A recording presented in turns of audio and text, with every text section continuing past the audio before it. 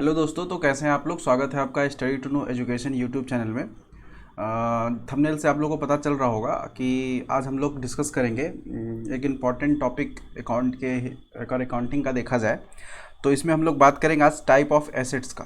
कितने टाइप का एसेट्स होता है, ठीक है।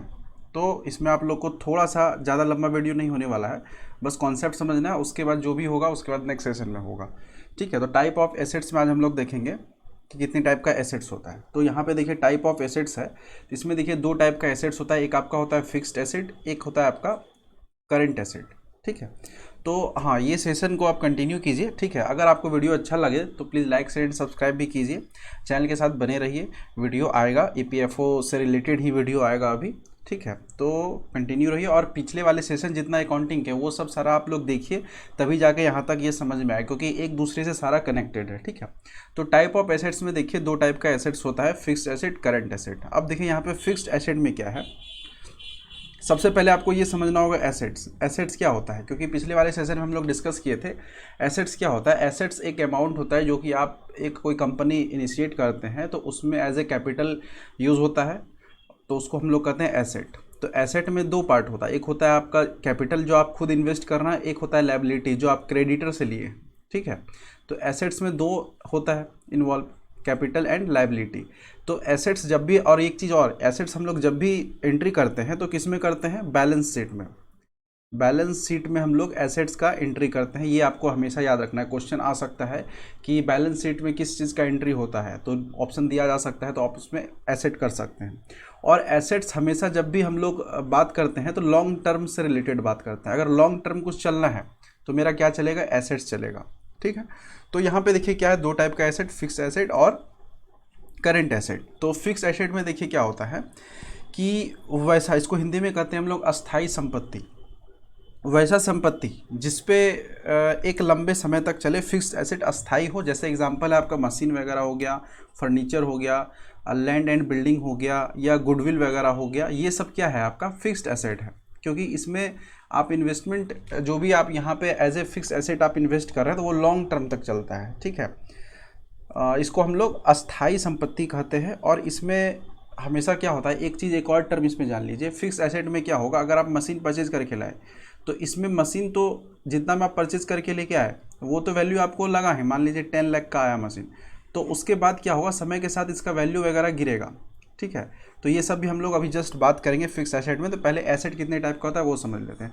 एक होता है आपका फिक्स्ड, एक होता है करंट, ठीक है। अब करंट में देखिए क्या होता है।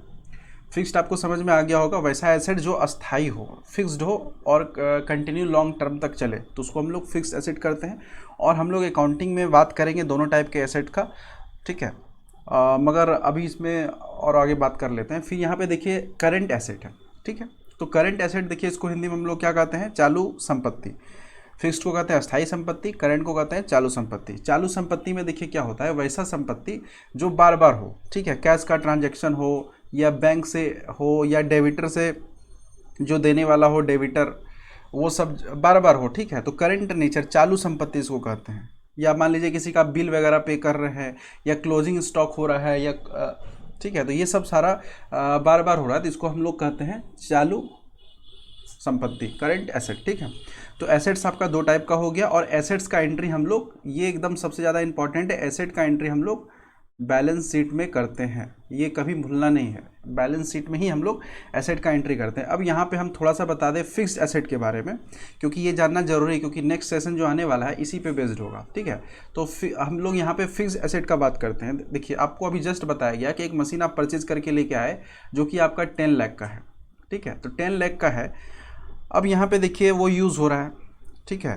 तो हम लोग एज ए फिक्स्ड एसेट इसको यूज़ कर रहे हैं। तो एज ए मशीन आया फिक्स्ड एसेट। अब क्या होगा, उसका कुछ ना कुछ वैल्यू होगा अभी। तो मान लीजिए जिस ईयर आप खरीदे सेम ईयर उसका वैल्यू कुछ है, ठीक है। मान लेते हैं 10 है, 10 लाख है जो इतना में भी परचेज़ किए। फिर अब नेक्स्ट ईयर में क्या होगा कि इसका वैल्यू कुछ डिक्रीज़ होगा, क्योंकि वो यूज़ हो गया है ना। क्योंकि हम लोग रियलाइजेशन कॉन्सेप्ट पढ़े थे अकाउंटिंग कॉन्सेप्ट में, तो उसी का यहाँ पे यूज होगा कि जो मशीन का जो वैल्यू है एट प्रेजेंट वही हम लोग काउंट करेंगे। तो अब सेकेंड ईयर में क्या हो गया, इसका वैल्यू हो गया 8 लाख। फिर इसी तरह क्या होगा, वैल्यू डिक्रीज हो रहा है। तो इसका मतलब क्या होगा कि जब फिक्स्ड एसेट का हम लोग देखते हैं कि वैल्यू डिक्रीज हो रहा है, जब वैल्यू डिक्रीज होगा तो उसको हम लोग कहेंगे क्या, डेप्रिसिएशन। ठीक है, डिक्रीज होगा तो डेप्रिसिएशन होगा। ठीक है, और वैल्यू अगर इंक्रीज होगा, ठीक है, तो समय के साथ इंक्रीज होता है तो उसको हम लोग कहते हैं एप्रिसिएशन। ठीक है, तो वैल्यू डिक्रीज तो डेप्रिसिएशन और वैल्यू इंक्रीज तो एप्रिसिएशन। और ये किस में होगा, आपका फिक्स्ड वाले में होगा, फिक्स्ड एसेट में होगा। ऐसा नहीं कि आपका करंट एसेट में होगा, करंट एसेट में नहीं, फिक्स्ड एसेट में होगा। और वैल्यू हम लोग यहाँ पे देखेंगे। और अपने अकाउंट में क्या होगा, जो भी हम लोग अकाउंटिंग में पढ़ेंगे डिप्रिसिएशन और एप्रिसिएशन, तो उसमें जो भी ऑर्गेनाइजेशन में कुछ भी एसेट्स आता है एज ए फिक्स एसेट, तो वो हमेशा अपना वैल्यू डिप्रिसिएशन करता है। ठीक है, समय के साथ वो उसका वैल्यू घटते जाता है। तो हम लोग क्या करेंगे, डेप्रिसिएशन को अगर बात किया जाए हिंदी में तो मूल्य ह्रास इसको कहा जाता है। ठीक है, मूल्य ह्रास। और अगर एप्रिसिएशन का बात किया जाए तो इसको हम लोग कहेंगे मूल्य वृद्धि। ठीक है, मूल्य वृद्धि। तो मूल्य ह्रास से मूल्य वृद्धि। ठीक है, और इसमें देखिए जो भी आपका एक कॉन्सेप्ट ये भी बता दिया जा रहा है यहाँ पे कि अगर आपका एप्रिसिएशन होगा, ठीक है, तो एप्रिसिएशन होगा तो आपको कुछ प्रॉफिट होगा। ठीक है, तो प्रॉफिट होगा तो प्रॉफिट इसमें क्या होता है, हमेशा क्या होगा, क्रेडिट होगा। ठीक है, इनकम एक्सपेंस अकाउंट का अगर बात किया जाए, याद आ रहा होगा आपको, नॉमिनल अकाउंट में उसमें इनकम एक्सपेंस में क्या होता था, इनकम क्या होता था, क्रेडिटेड, और एक्सपेंस क्या होता था, डेबिटेड। तो जो भी यहाँ पे आपका प्रॉफिट होगा वो सारा आपको क्रेडिट में जाएगा। ठीक है, तो ये चीज़ आपको समझ में आ जाना चाहिए। ठीक है, और यहाँ पे अगर बात किया जाए डेप्रिसिएशन का, मूल्य ह्रास का, तो ये आपका क्या होगा, डेप्रिसिएशन ऑलवेज डेबिट, क्योंकि यहाँ पे क्या हो रहा है, लॉस हो रहा है। तो आपको इनकम एंड एक्सपेंस में याद आ रहा होगा अकाउंट, जब हम लोग नॉमिनल अकाउंट पढ़े थे तो इनकम एंड एक्सपेंस में बताया गया था, इनकम था और एक्सपेंस था। तो इनकम क्या होगा, ऑलवेज आपका क्रेडिट होगा, और एक्सपेंस क्या होगा, ऑलवेज आपका डेबिट होगा। ठीक है, तो ये चीज़ क्लियर है, इनकम एंड एक्सपेंस। तो डिप्रिसिएशन लॉस है एक तरह का आपका, तो डिप्रिसिएशन का एंट्री किस में होगा, डेबिट में। बार बार हम बोल रहे हैं, याद रखिएगा, डिप्रिसिएशन का एंट्री होगा डेबिट में और एप्रिसिएशन का एंट्री होगा आपका क्रेडिट में। ठीक है, तो ये था चीज़ आपको बताना। और देखिए हम लोग का जो डिप्रिसिएशन लगता है, थोड़ा सा उसको क्लीन कर लेते हैं। हम लोग का जो डिप्रिसिएशन लगता है, ठीक है, हम लोग कहते हैं कि डिप्रिसिएशन हुआ तो किस किस तरीके से लग सकता है। या तो देखिए कोई मशीन आपका टूट वगैरह गया, डिस्ट्रॉय हो गया, ठीक है, तो उसका वैल्यू कम होगा। या कुछ टाइम एक्सपेंड हुआ, ठीक है, आप उससे यूज़ किए, 1 साल हुआ, 2 साल हुआ, 3 साल हुआ, तब भी वैल्यू डिक्रीज़ करेगा।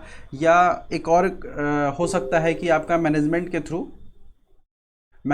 थ्रू आपका डिप्रिसिएशन लगाया गया। ठीक है, तो ये सब सारा एक तरह का लॉस है जिसको हम लोग डिप्रिसिएशन कहते हैं। डिप्रिसिएशन हमेशा क्या होता है, डेबिट होता है, क्योंकि ये नॉमिनल अकाउंट में आएगा, इनकम एंड एक्सपेंडिचर की तरह इसको यूज़ करेंगे। ठीक है, तो ये सब सारा बता दिया गया। तो जैसे हम एक एंट्री आपका देखते हैं, हम थोड़ा सा एक क्वेश्चन ले लेते हैं ताकि आपको समझ में आए। मान लेते हैं अभी 2021 है, इसमें क्या किए, एक बिल्डिंग हम परचेज़ किए और वो मान लीजिए 10 लाख का बिल्डिंग है। अब उसका 2022 में क्या हो जाएगा वैल्यू, 1 साल के बाद उसी बिल्डिंग का वैल्यू मान लीजिए 9 लाख हुआ। ठीक है, बिल्डिंग का वैल्यू, तो इसका एंट्री कैसे होगा, तो यहाँ पे देखिए क्या हुआ, 10 लाख से 9 लाख हो गया, वैल्यू डिक्रीज़ हुआ तो डिप्रिसिएशन हुआ। तो यहाँ पे देखिए क्या होगा, बिल्डिंग, यहाँ पे देखिए 2 अकाउंट बनेगा, एक बनेगा आपका बिल्डिंग अकाउंट और एक बनेगा आपका कौन सा अकाउंट, डेप्रिसिएशन अकाउंट। तो डेप्रिसिएशन अकाउंट क्या होता है, लॉस है आपका, ऑलवेज डेबिट होगा, तो डेप्रिसिएशन अकाउंट डेबिट हो जाएगा और बिल्डिंग अकाउंट क्या हो जाएगा, क्रेडिट हो जाएगा। तो ये आपका ये एंट्री है, इस टाइप का सारा चलता है। या मान लीजिए आप मशीन परचेज़ किए तो और उसके समय के साथ मशीन का वैल्यू डिक्रीज़ हुआ, तो इसमें एक अकाउंट बनेगा डेप्रिसिएशन, एक बनेगा मशीन। तो मशीन का जो वैल्यू होगा वो क्या होगा, डिक्रीज़ होगा। ठीक है, डेप्रिसिएशन अकाउंट क्या होगा, डेबिट होगा, और मशीन अकाउंट क्या होगा, क्रेडिट होगा। तो ये थोड़ा सा एंट्री समझ लीजिए क्योंकि ये नॉमिनल अकाउंट का है। ठीक है, तो ये बार बार आपको रिपीट कर रहे हैं। और इसमें देखिए एक कॉन्सेप्ट और क्या है फिक्स्ड एसेट में, कि कॉस्ट कॉन्सेप्ट पे इसका डील होता है। अगर पूछा जाए डेप्रिसिएशन का जो सारा देखते हैं हम लोग अकाउंटिंग में, वो कौन से कॉन्सेप्ट का यूज़ किया जाता है, तो कॉस्ट कॉन्सेप्ट का, क्योंकि हम लोग इसमें कॉस्ट को ही मेज़र करते हैं। समय को, ठीक है आपका समय एक्सटेंड हो रहा है, बट इसमें क्या होगा, कॉस्ट कॉन्सेप्ट का यूज़ होता है, पहला पॉइंट। और दूसरा देखिए आपका क्या होगा कि हम लोग इसमें जो भी होता है प्रॉफिट, जैसे मान लीजिए एप्रिसिएशन में क्या होगा, प्रॉफिट होगा, डेप्रिसिएशन में क्या होगा, लॉस होगा, ठीक है। तो डेप्रिसिएशन में क्या होगा, हमको पता है कि लॉस है, तो हम लोग अकाउंटिंग में क्या होगा कि लॉस को कंसीडर करके चलते हैं, ठीक है, कि लॉस हम लोग मान के चलते हैं होगा ही। जब हमको लॉस नहीं हुआ तब हम उसको एंट्री करेंगे। बट यहाँ पे क्या होगा, डेप्रिसिएशन में ऐसा नहीं कि हमको प्रॉफिट लेके चलना है, ठीक है। यहाँ पे हम लोग क्या करते हैं, in accounting future profit not consider, future profit हम लोग कंसीडर नहीं करते हैं, बट फ्यूचर लॉस हम लोग कंसीडर करते हैं, ठीक है। फ्यूचर लॉस को कंसीडर किया जाता है। तो यहाँ पे देखिए एक कॉन्सेप्ट हुआ कॉस्ट कॉन्सेप्ट, ठीक है, कॉस्ट कॉन्सेप्ट, और एक आपका कॉन्सेप्ट हुआ कौन सा, रियलाइजेशन कॉन्सेप्ट। तो दो कॉन्सेप्ट इसमें आपका डेप्रिसिएशन में काम करता है, कॉस्ट कॉन्सेप्ट और रियलाइजेशन कॉन्सेप्ट। तो ये भी आपको याद रखना है कि डेप्रिसिएशन में कौन सा कॉन्सेप्ट यूज़ होगा, कॉस्ट कॉन्सेप्ट और रियलाइजेशन कॉन्सेप्ट। तो अब क्वेश्चन के अकॉर्डिंग आप उसका ऑप्शन टिक कर पाइएगा। तो ये था आपका टाइप ऑफ एसेट्स जो कि आपको बता दिया गया, डिप्रिसिएशन और एप्रिसिएशन के बारे में भी बताया गया। और नेक्स्ट सेशन में हम लोग जो अकाउंटिंग में पढ़ते हैं, हम लोग डेप्रिसिएशन को पढ़ते हैं, ठीक है, डेप्रिसिएशन को पढ़ते हैं, एप्रिसिएशन को नहीं पढ़ते, क्योंकि हम लोग अकाउंटिंग में समय के साथ डेप्रिसिएशन लॉस लेके चलते हैं, प्रॉफिट लेके नहीं चलते हैं।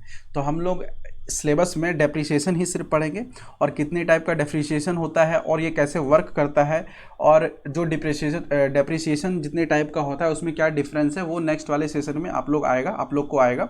तो आप लोग चैनल के साथ बने रहे, ठीक है। तो यहाँ तक आपको सेशन अच्छा लगा तो देखने के लिए thanks, have a nice day. और आपको अच्छा लगा तो चैनल को लाइक शेयर एंड सब्सक्राइब भी कीजिए, ठीक है। Thank you, have a nice day.